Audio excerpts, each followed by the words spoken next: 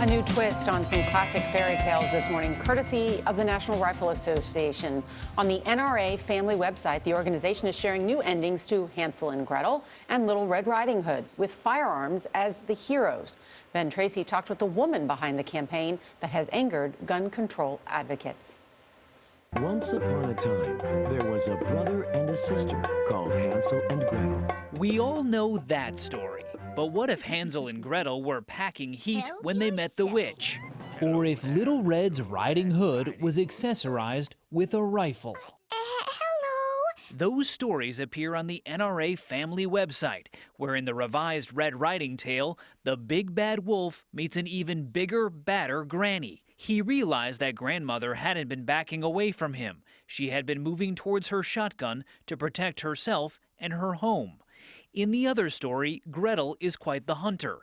Gretel readied her rifle and fired. Her training paid off, for she was able to bring the buck down instantly with a single shot. The stories were written by conservative blogger and author Amelia Hamilton.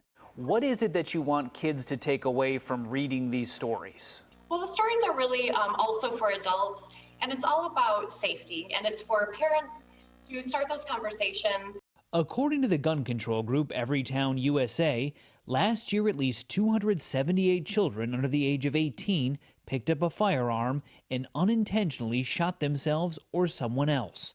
Critics say the NRA's firearm fairy tales are all about the NRA living happily ever after. This to them is about selling guns ultimately.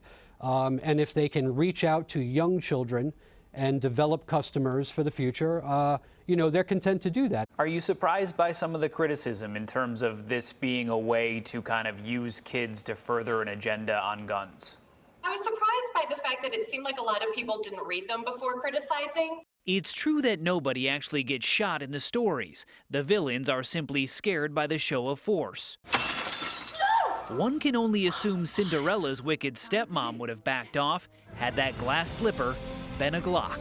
For CBS This Morning, Ben Tracy, Los Angeles.